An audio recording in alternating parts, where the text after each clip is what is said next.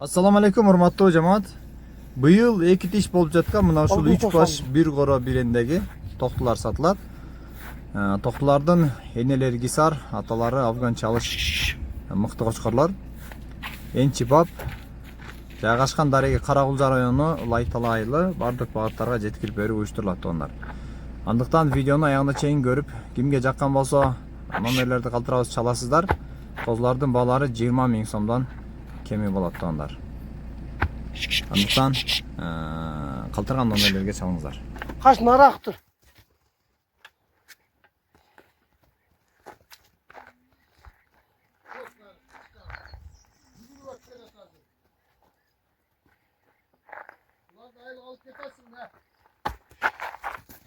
Ürkütü koy.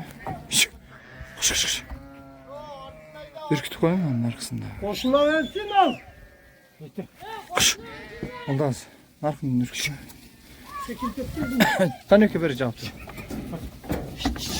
Yalan tutarsın. Oldu haydi bak ya haydi bak.